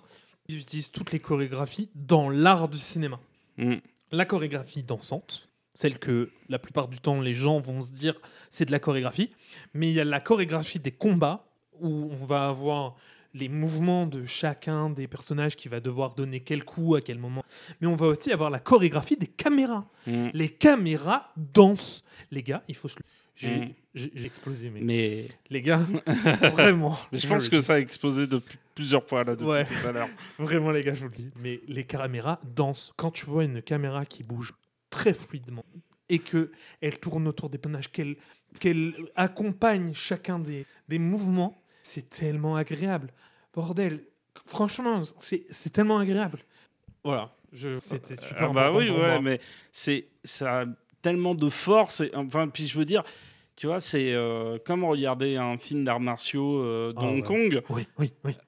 Quand tu vois Naatu, les mecs, ils dansent. Enfin, tu te dis, non, c'est pas possible. Acharnés, il y a une image de synthèse, là, pour qu'ils fassent... Non, mais tu vois, je veux dire, t'en arrives à te poser la question, parce que tu te dis, mais comment on peut bouger en rythme et 150 personnes bougent de la même manière. Comme ça. Et il y avait la même chose dans Pathan. On se souvient, il y avait une séquence de danse dans une prison. Enfin, tu te dis... Dans Jawan. Qu'est-ce que... Oui, dans Jawan, Oui, parce que t'as dit Pathan, donc... mais c'est vrai que j'ai confondu avec un autre film de Shah Rukh Khan. Mais c'était Jawan. Et ces moments-là... C'est exceptionnel. Te renvoient tellement loin. Mais complètement. Et ce que j'adore, c'est qu'encore une fois, on a 1000 petites informations. Parce que la séquence commence... Les mecs arrivent dans un... Faut l'expliquer quand même, tu vois. Ils arrivent dans une fête et ils ont été invités par une nana. Et une nana britannique, du coup. Et ils arrivent dans un lieu où ce sont que des British. Ouais, c'est ça. Et donc la nana, elle propose à Bim de venir danser. Exactement. Et Bim, il sait pas trop comment faire. Il connaît pas les danses. Il va se faire avoir par un chacon du coin. Oui, voilà, exactement. C'est bien de dire ça comme ça. On en a partout. Vous pourrez en retrouver beaucoup de spectateurs de CNews. Bonjour. Et donc, tout ça pour dire que le personnage qui est d'une grande délicatesse, qui est une grande ouverture d'esprit, fait une saloperie à Bim. Et c'est là qu'arrive l'autre personnage et lui fait... Tu connais le... alors, on va pas danser le flamenco, on va pas danser la valse. Est-ce que tu connais le Naatu? Et là, ça part. C'est incroyable. Et c'est un concours d'endurance, en fait, avec le colonisateur pour lui faire comprendre que, bah non, mec, mais... Tu peux pas tester. Ouais, clairement. Et c'est génial parce que ça dure 4-5 minutes, mais c'est une belle séquence. Un moment d'orgasme incroyable, quoi. Exactement. Déjà parce que ça prouve encore que les chorégraphies sont très intéressantes et que si toi, en tant que spectateur, tu aimes tout ce qui s'apparente à de l'art, la danse, ça en fait partie. Et certes, le flamenco, c'est cool. La valse, c'est cool. Mais nous, en tant qu'Européens, on connaît ce genre de danse, même si aujourd'hui, on connaît plus le twerk. Ça va vomir, mais voilà, c'est une danse, on l'apprécie ou pas. Mais voir les danses qui sont proposées chez les Indiens, c'est encore une fois s'ouvrir sur notre culture. Enfin, moi, je pense, tu vois, par exemple, qu'il y a des gens qui regardent ces films et qui, derrière, se disent « Ok, cette chorégraphie m'a plu, je vais la reproduire, je vais la refaire et à d'autres personnes vont la refaire. J'ai vu cette séquence, par exemple, avec la danse qui avait été faite par Mercredi Adams dans la série Mercredi. Ouais. La danse, elle avait été reprise partout. Tous les réseaux sociaux avaient été inondés. Et d'ailleurs, alors, pour parler d'une danse qui a été beaucoup reprise, Natou Natou, ça a été récompensé d'un Golden Club. Exactement, pour la musique. Alors qu'il y avait quand même Rihanna, Lady Gaga dans les autres personnes nominées. Et ce qui est génial, c'est que quand les personnes, je crois, ont reçu leur truc, ils ont dansé avec les gens sur la scène. Enfin, voilà. C'est exceptionnel. Et en fait, c'est très communicatif. Donc c'est ça qui est très important. C'est que, encore une fois, ce film nous propose, dans toutes ces petites touches, des choses pour aller et t'approfondir, approfondir vraiment les choses, mais aussi te donner une sensation de « j'entre en communion avec vous ». Quand tu les vois danser, sincèrement, j'avais le pied qui bouge tout seul. Ouais. J'étais dans mon lit. Ah bah ouais. J'ai le pied qui bouge tout seul. J'ai envie de faire les mêmes chorégraphies qu'eux. J'ai envie d'y aller. La musique est entraînante. En plus, pourquoi c'est fait, c'est incroyable. Et puis ça se rapproche peut-être de l'appellation qu'on donne des fois au cinéma, à savoir un art total. Ouais, dans le sens où toutes les formes d'art vont être connectées là-dedans, parce qu'il y a aussi une photographie très ocre. Oui. Et il y a des belles séquences. Hein. Moi, je m'étais documenté en lisant un bouquin consacré au cinéma d'action. Et c'est vrai que moi, tu vois, juste pour revenir sur les séquences d'action, mais moi, le gros final, l'attaque de fort, la forêt et tout, ça m'a fait penser à Full Rambo. Et je veux dire, tu vois le truc. Et enfin, moi, j'adore la saga des Rambo. Oui, moi aussi. Je veux dire, merci Louis. Tu vois le machin, tu te dis, waouh. Mais là, ils ont tellement. Enfin, ils ont cassé, tu sais, le truc. Ils ont été plus loin que c'était possible d'aller. Et ce que j'adore, c'est que, bon, t'as les deux premières séquences où on les présente, où ils sont chacun dans leur élément, ils essayent chacun d'avoir leur parcours pour obtenir leur objectif. Ouais. La séquence d'action du milieu où ils s'affrontent, ils sont dans une dualité. Et la dernière séquence, ils sont alliés tous les deux. Et juste avant de rentrer plus précisément, tu vois, dans l'analyse de la chorégraphie et tout, moi, ce que je trouve de génial, c'est que là encore, ils placent un élément historique réel. Ouais. C'est qu'il faut savoir que les gens qu'on envoyait au bagne dans des systèmes carcérales encore plus violents que ce qu'on fait aujourd'hui. Hein. Des goulags, en limite. Aujourd'hui, les prisons, enfin tous ceux qui disent qu'on vit mieux en prison qu'à l'extérieur, ils devraient essayer d'aller voler une orange, tu vois. Ça, je pense que ça leur ferait les pieds. Mais tu vois, il y a ce fameux moment où on fout l'un des héros dans une espèce de cage, un trou, mais c'est un trou. Un trou dans la terre, c'est un simple trou. Et le mec, il passe ses journées à genoux. Ouais. Donc il n'a plus de jambes, il n'a plus de. Exactement. En plus, on lui a cassé les jambes avant. On n'a plus la possibilité de s'en servir. Ouais. Et ça, c'est une réalité. Je veux dire, à Cayenne, c'est ce qu'on faisait aux prisonniers. Hein, notre beau pays français, on aime les autres, on partage. Bah oui, on les met tous dans les mêmes endroits. Oui, on les parque. Bah oui, tout à fait. Ouais, c'est appelle ça des fois des ghettos. Et puis après on dit c'est bizarre quand même. Ouais, c'est bizarre. Là-bas on n'est plus en France. Je suis pas content. Et puis je vais aller regarder CNews. Puis je vais aller me prendre que. Bon bref. Puis je vais dire à Cyril que c'est le meilleur. Ouais. Mais par contre, je vais faire un truc intelligent. Je ne vais pas aller au rassemblement pour protester contre le truc de Marine. Ouais. Franchement, non, on est ensemble, mais sans être ensemble. C'est dégueulasse qu'on dit. Bon, bref. Donc, après, tu vois, arrive le copain du héros qui lui dit je vais te permettre de te sauver d'ici. Hein, parce que tu m'as sauvé une première fois. Ces méchantes personnes. Je vais te sauver parce que j'ai découvert ta vraie c'est ça. ta vraie mission, qui était en fait une mission noble. Parce que moi, je défendais mon peuple, je défendais les Gonds. Toi, tu défends l'Inde.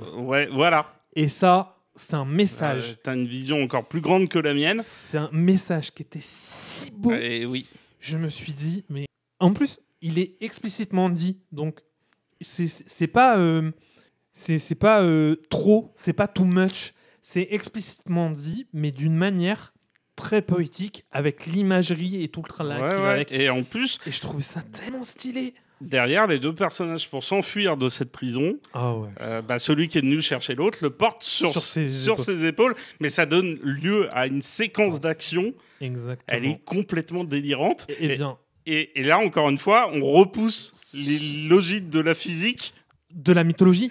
Et de la mythologie. Parce qu'on arrive sur Kali. Oui. Il représente Kali avec les 4 bras et le corps entier. Et t'es là en mode mais donnez-moi en plus, s'il vous plaît, j'en veux tout le temps. Et heureusement, le film ne s'arrête pas là parce que juste derrière, tu pars dans la forêt. Exactement. Et dans la forêt, il y a encore un nouveau symbole mythologique qui apparaît avec... Alors, je ne sais plus c'est quoi le dieu, je ne connais pas tous les dieux indiens, mais il y a un dieu indien qui est un dieu chasseur avec un arc et des flèches. Et donc, on lui fait des offrandes, on lui donne un arc, on lui donne des flèches. C'est fabuleux. Et c'est magnifique parce que c'est réutilisé. On va utiliser des drapeaux de couleur rouge pour entourer notre héros Raju. Et on va lui redonner une splendeur.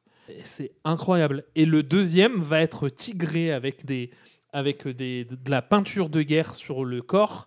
Il va être tigré pour refaire surgir l'animal qui est en lui. C'est ça. Parce que finalement, il accepte une part de ce que Bim est, à savoir un homme, tu vois, proche de la nature, proche des éléments.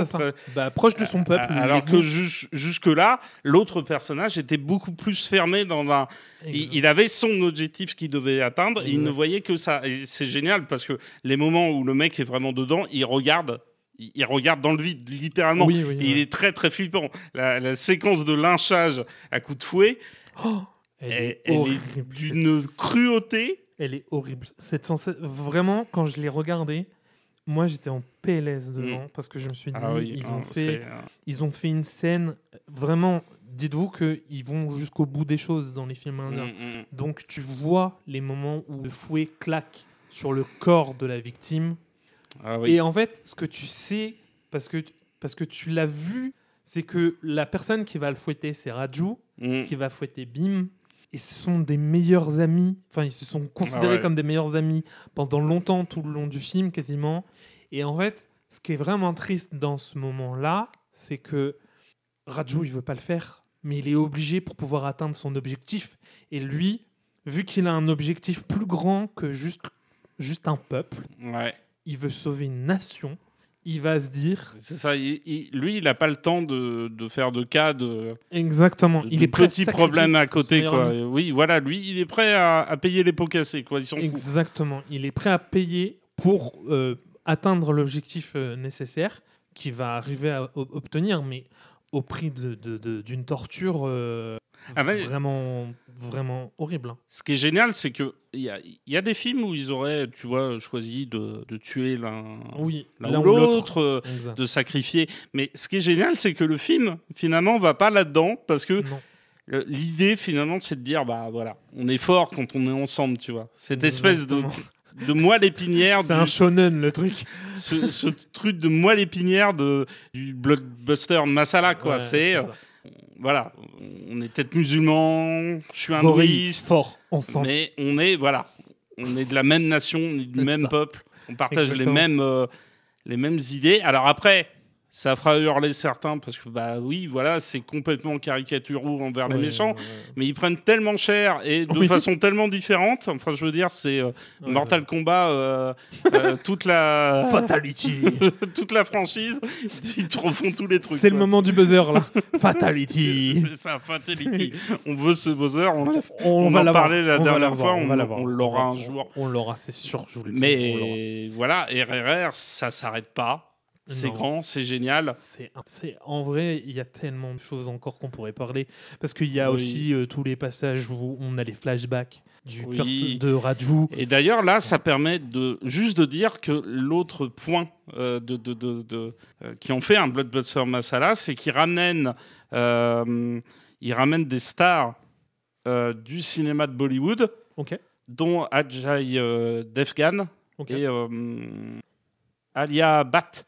Donc ça, tu vois, c'est intéressant parce que finalement, ils essayent d'aller toucher tout le monde. Et pour la petite histoire, ceux qui, on va dire, ont notre âge et donc avaient une vingtaine d'années au début des années 2010, ont forcément connu la série, la chaîne What's the Cut de Antoine Daniel. Et il avait fait découvrir un film. Alors bon, il s'en moquait gentiment. C'était un gros film d'action indien avec Ajay Devgan. Et est-ce que tu sais quelle est la connexion justement entre Ajay Devgan, entre le film que RRR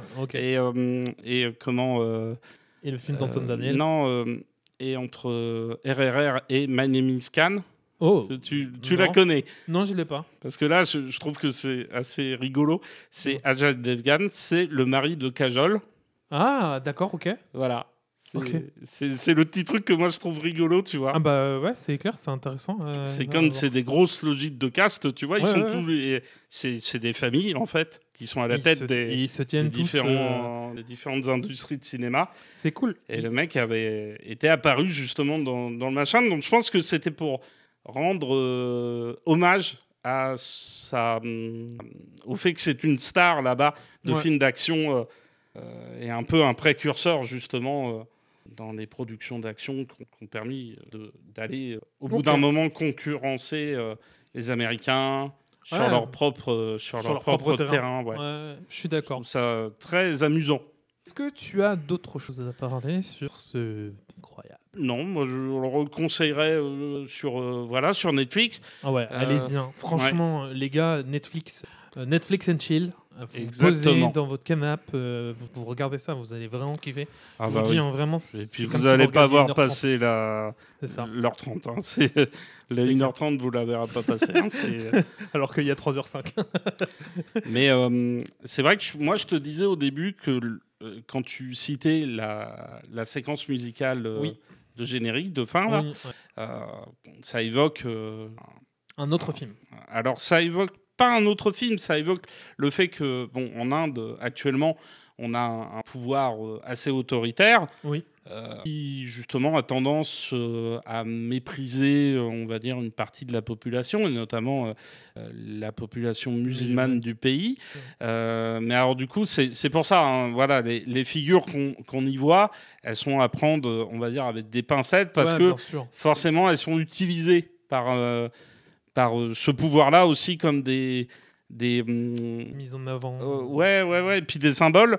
Et ce qui est intéressant, c'est que elle a un aspect esthétique, cette musique, enfin le clip en lui-même, parce qu'il y a des énormes statues façon un peu architecture brutaliste, enfin ce qu'on pouvait avoir dans les pays de l'ex-Union soviétique par exemple. Et c'est très drôle parce que du coup le film est propulsé dans une espèce d'imagerie un peu propagandiste. Oui, à la toute fin. Oui, à la toute fin. C'est vraiment genre pendant les 5 dernières minutes avant qu'ils mettent le vrai générique de fin, machin. Et mode boum. Et ce que je trouve de rigolo, c'est que c'est un film qui parle de révolution. Et c'est un film qui le fait d'une certaine façon parce que finalement, on est attaché aux personnages, aux deux personnages de héros. Oui, complètement. Et la foule, elle est rarement montrée. Oui. Il y a une séquence, il y a une séquence où l'un des personnages se fait fouetter. Et là, la foule va finir par se réveiller, mais souvent, la prison aussi. Il y a ce truc un peu de dire que ça, c'est une façon très droitière de voir le monde, de voir les grands mouvements, les grands mouvements historiques, parce que c'est partir du principe que l'histoire est faite par des individus, tu vois, des grands hommes, Napoléon, Charles de Gaulle, machin. Et il y a de multiples facteurs. Et moi, le film m'a évoqué un autre film qui s'appelle Il était une fois la Révolution de Sergio Leone. Exactement. Avec James Coburn et Rod Steiger. Et donc, c'est quoi tout ça? Et ça nous raconte l'histoire, encore une fois, de deux personnages antinomiques qui n'ont rien à faire ensemble. On a d'un côté Juan Miranda, qui est un peón mexicain. Un peón, c'est vraiment le niveau zéro de la classe, de la société mexicaine. C'est un paysan, c'est un ouvrier agricole, très miséreux. Et de l'autre, on va avoir John Mallory. Trompe pas. Oui, c'est ça, John Mallory. Joué par James Coburn. Donc l'autre est joué par Rod Steiger.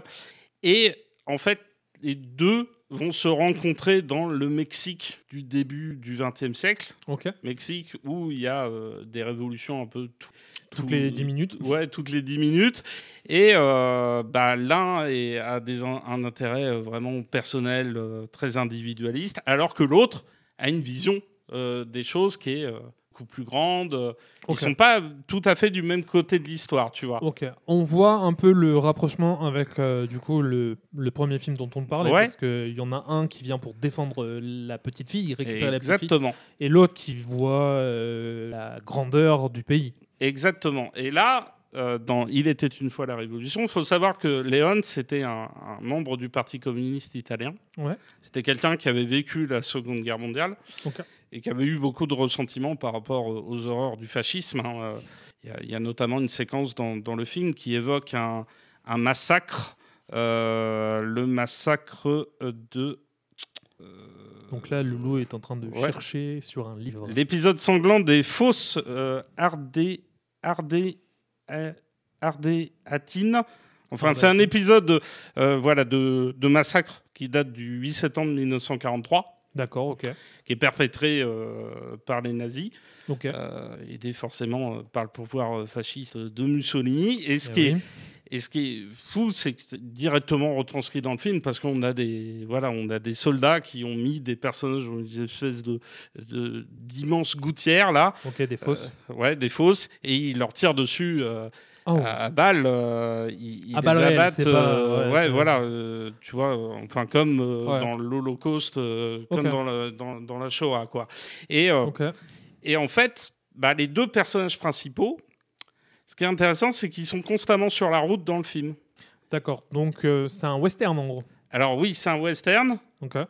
C'est du western italien. Alors j'ai plus tout à fait le nom. Le western spaghetti. Oui, c'est ça. C'est le western spaghetti. Mais alors, il y avait encore une autre, on va dire, division dans le western spaghetti, parce que le western spaghetti, c'est le terme donné par les Américains pour se moquer des westerns italiens. Je savais pas. Mais on avait une sous-division, c'était le western Zapata. Ah oui, j'en ai entendu parler, et ça a bien marché dans les années 30 jusqu'à 60, c'est ça? Alors, c'est vraiment dans les années 60. L'explosion du western italien, c'est les années 60 jusqu'au début des années 70. Et donc, il y avait une sous-division qui était vraiment des films centrés sur ce qui pouvait se passer au Mexique. Alors, sans forcément rentrer, on va dire, dans une représentation fidèle et réaliste de l'histoire. Mais on évoquait, tu vois, la révolution mexicaine. D'où le terme de western Zapata. Et on a... ces personnages-là, Juan Miranda et John Mallory, qui sont tous les deux, en fait, dans une trajectoire, dans un parcours. Ils sont tous les deux sur la route. Et là, comme dans RRR, chaque séquence sert à quelque chose. Chaque mouvement de caméra sert à quelque chose. Chaque ligne de dialogue va t'apprendre une information très importante sur la suite du récit. Et... donc il faut imaginer que Juan Miranda, c'est un peón, donc lui il est au milieu du désert, c'est aride, et arrive devant lui une diligence, c'est comme ça qu'on le découvre, et la diligence, il y avait un cheval pour la tirer, tu vois, enfin c'est un truc immense, colossal, et le truc s'arrête. Et le gars qui conduit la diligence se fout un peu de la gueule du peón et lui dit moi je vais te faire monter dedans, mais attends-toi à ce qu'on te méprise, attends-toi à ce qu'on te prenne pour moins que rien. En gros, c'est un bus, quoi. Et il monte dedans, Et là, à l'intérieur, il y a toute la représentation, on va dire, de la société bourgeoise. Ok. T'as le prêtre, marchand, le prêtre. Le marchand, t'as une bonne femme. Enfin, ils sont tous là. Et ce qui est très, très amusant, c'est que finalement,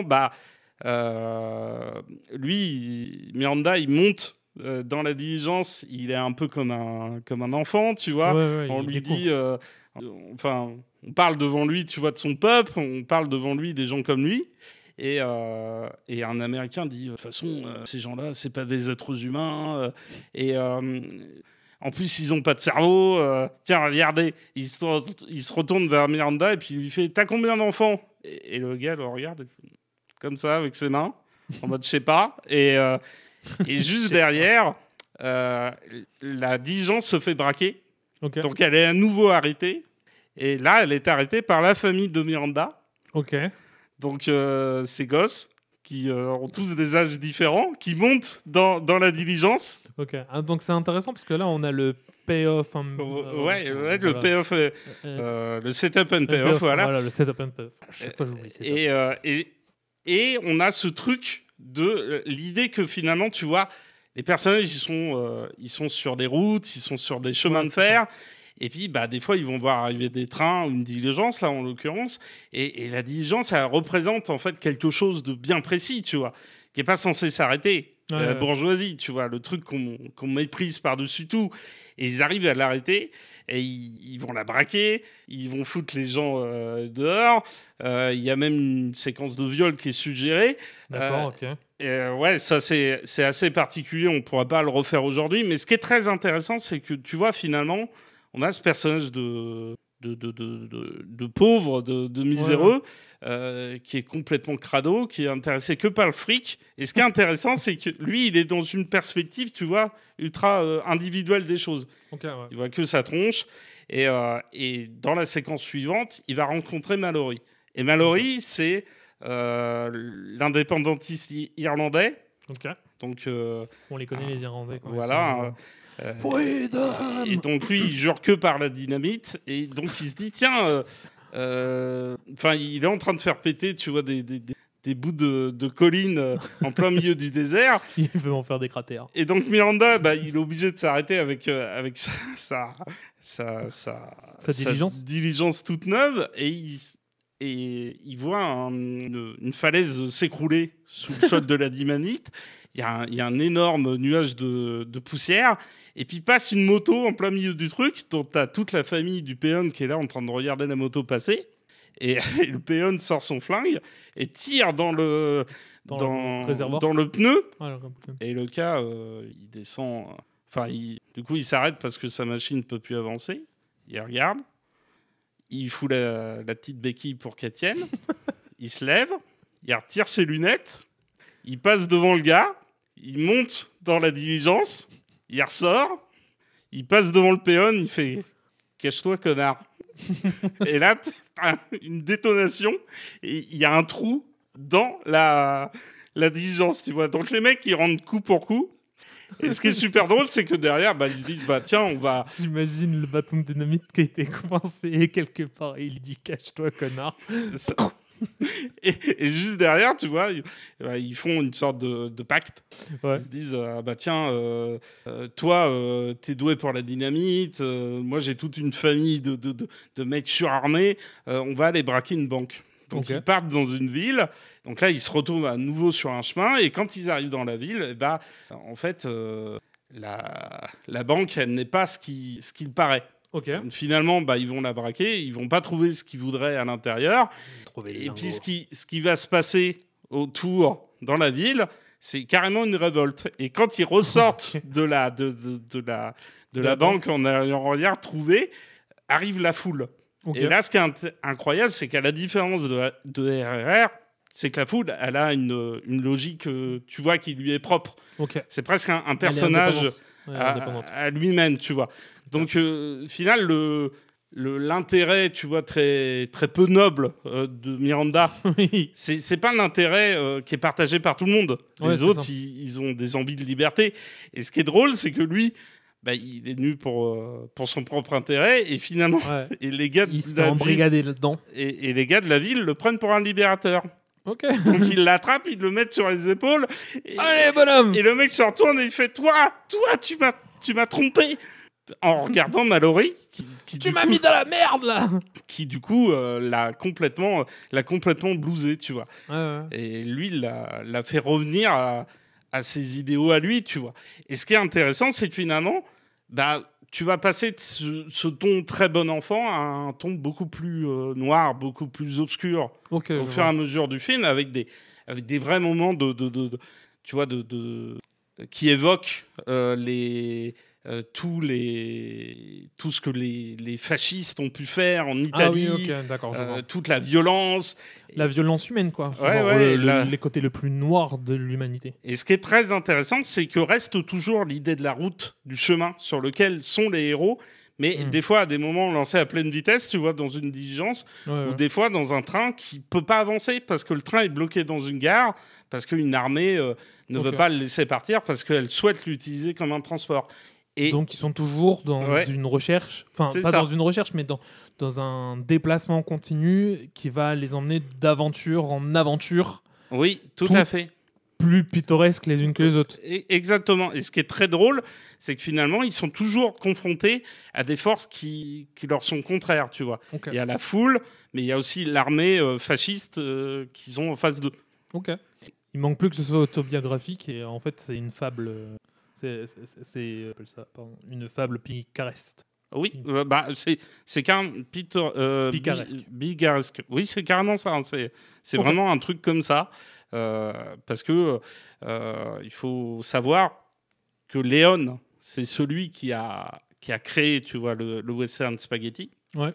À savoir que lui a posé le premier film, c'était pour une poignée de dollars.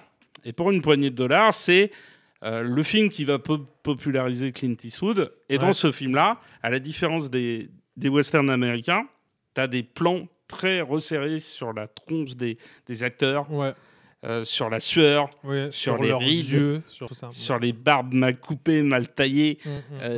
Et là, tu retrouves ça dans Il était une fois la Révolution, qui est une espèce de vision, tu vois, poussiéreuse, caniculaire, ultra dérangé. Et en plus, ça commence sur un filet de pisse. Faut t'imaginer quand même que ça commence sur un filet de pisse. Tu vois, le film s'ouvre, c'est le péon qui est en plein milieu de la cambrousse et il pisse, tu vois, sur une colonie de scorpions. Ouais. Et c'est répugnant, tu vois. Mais je vois le truc. Il y a vraiment cette idée des personnages qui sont dans leur trajectoire et qui vont rencontrer autour d'eux des choses qui vont... Eux, ils voudraient ne pas s'arrêter, mais tout autour d'eux, il y a plein de trucs qui vont venir les empêcher. Ok. Et au bout du compte, c'est une vraie tragédie, tu vois. C'est un super film. Donc voilà, si vous avez regardé RRR, mais que vous voulez regarder autre chose qui va vous envoyer dans une direction un peu contraire, et qui finalement vous racontera un peu la même chose, regardez Il était une fois la Révolution. C'est un super film. En plus, la musique de Ennio Morricone, elle est incroyable. Ouais. Ok. Est-ce que tu penses que tu as réussi à faire le tour complet, ça? Ah bah oui, moi c'est bon. Hein. Ok, donc t'as une recommandation ou c'était plus ou moins ta recommandation, ça, tu penses? Alors, juste, je pourrais donner Le Lion et le Vent de John Milius, un film avec Sean Connery, qui joue un chef berbère qui a vraiment existé au Maroc, Aïl Razouli, qui était un chef de guerre qui était opposé en fait au pouvoir du roi du Maroc au tout début du XXe siècle, et qui a lutté en fait contre les colonisateurs, et qui s'est rendu célèbre. Je crois que c'est vraiment un vrai fait historique. Il a enlevé un ambassadeur. Mais là, dans le film, c'est une femme qui l'enlève. Il enlève la femme de l'ambassadeur et ses gamins. Et en fait, va se créer une relation qui n'est pas une relation amoureuse, qui est une relation de confiance entre les deux personnages. Ouais. Mais là où c'est intéressant, c'est que le personnage du chef berbère a un lien avec un autre personnage qu'il ne va jamais rencontrer, qui est le président des États-Unis de l'époque, qui est un personnage qui est fasciné par la nature, qui est fasciné par ses adversaires, parce que lui, c'est un véritable cow-boy. Et il y a vraiment une sorte de discours un peu sur, tu vois, l'humanité et ce que tu arrives à faire dans ta vie, ce sur quoi tu vas échouer. Et en fait, l'idée que des fois, dans les populations, les peuples, les sociétés qu'on croit être les plus arriérés, il y a des personnages qui détiennent en eux, tu vois, une force sociétale que la société elle-même n'aurait pas. Et que la société moderne a complètement oublié. Voilà. Ça s'appelle Le Lion et le Vent. Et c'est super bien. Et le Vent. Avec une superbe musique de Jerry Goldsmith. Vous vous rendez compte, le mec qui est capable de faire ça, de vous dire c'est qui le mec qui a fait les musiques et tout. Vraiment. Faut pas me demander qui c'était qui tenait le pot de chambre de Sean Connery. Là, je ne connais pas. Désolé, je ne suis pas dans les petits papiers de. En plus, là, ce serait du papier cul, c'est pas bouffant. En plus, ce serait pas ouf. Ok, moi de mon côté, je vais vous faire une recommandation qui probablement est déjà très connue. C'est un film hongkongais. Son nom s'appelle Ip Man. Donc, pour la bonne prononciation, je vais dire Ip Man pour que tout le monde la note bien, parce que j'ai vu que dans le canal Twitch, on a eu une personne qui m'a dit bigaresque. C'était picaresque. Voilà. Oui. On est un peu dyslexique, donc des fois les mots. mais c'est bien parce qu'il y a eu une petite blague derrière. Est-ce que vous savez dire anticonstitutionnellement? Et les chaussettes de Archie sont-elles sèches? Archie sèches? C'est pas facile. Pas mal. Hein. Franchement, pas mal. On va faire des concours d'élocution. Ah ouais. Donc le film dont je parle, je l'ai dit, c'est un film hongkongais. Donc c'est trop bien. Si vous aimez les films hongkongais, je vous invite à aller regarder le podcast sur lequel on a parlé des films hongkongais. Pas mal de films sympas. Ça a été réalisé par Wilson Yip. Sorti en 2008. Qu'est-ce que ça raconte? Eh bien, c'est simple. Ça va raconter l'histoire d'un maître chinois qui gère les arts martiaux et très précisément le Wing Chun. C'est un art martial qui utilise aussi bien les pieds que les mains, voilà, bref. Et il faut savoir que ça se passe dans la ville de Foshan dans les années 30.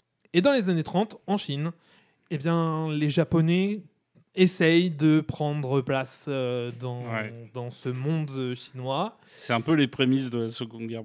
Ouais, c'est ça. Et malheureusement, le Japon n'a pas... Même si aujourd'hui, elle est belle, hein, là, ils sont vraiment atroces. Ils vont faire souffrir les Chinois. Ils ont le même problème qu'en Italie, à la même époque, ou en Allemagne à la même époque. Ça, voilà. À savoir que les gros cons, ils font tout ce qu'ils veulent. C'est pour ça que des fois, c'est bien de les retenir. Ouais. Et donc, du coup, là, on va avoir le maître en kung-fu, Ip Man, qui va devoir, malgré lui, se battre contre des Japonais pour pouvoir libérer la ville de leur emprise d'une certaine manière. Le film en lui-même peut... Ici, vous pouvez terminer de regarder Ip Man 1. Et voilà, ça se regarde très bien, c'est très cool.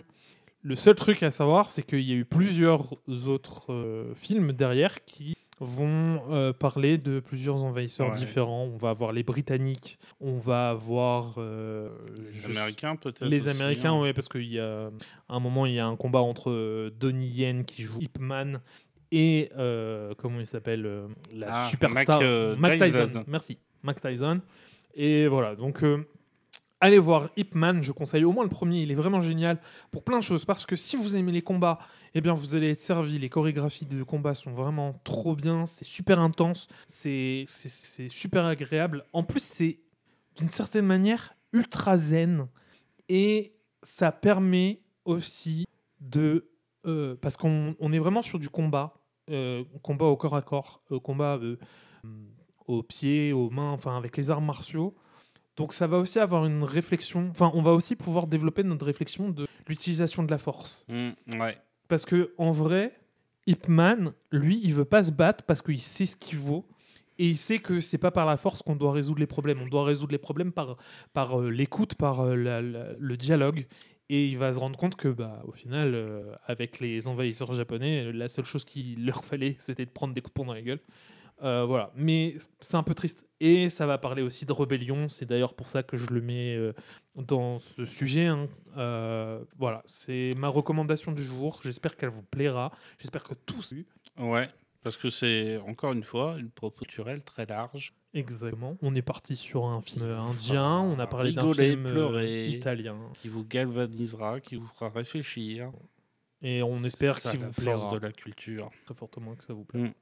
On donne un petit... Ah oui, un petit indice pour le prochain. Exactement.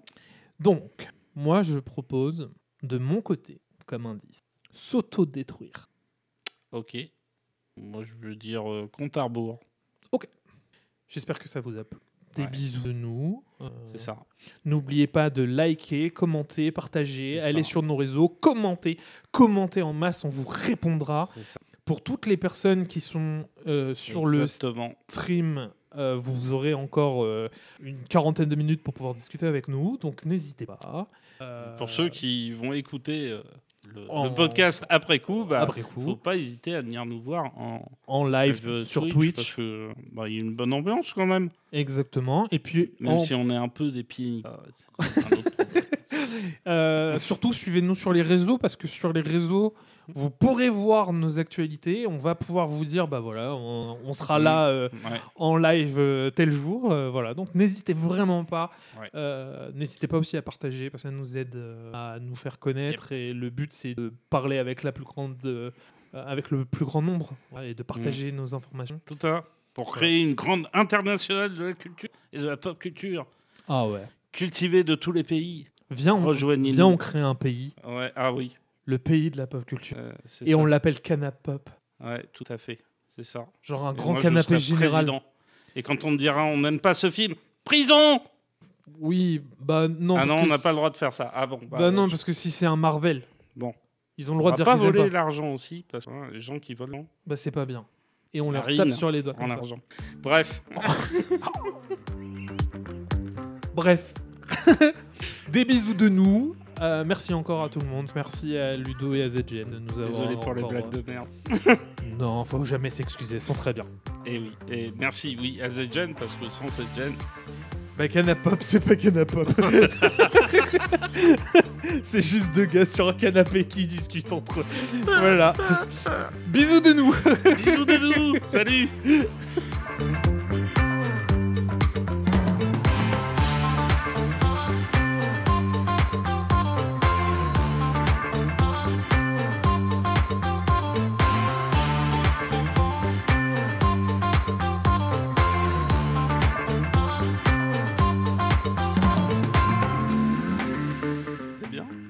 C'était pas mal. Ça a rigolé. Bon, du coup... je pense qu'il y en a certains... Du coup, la petite phrase de fin... Ah oui. C'est vrai. Oh, je suis un bout. Tu t'en rappelles ou pas? Alors non, je me rappelle pas.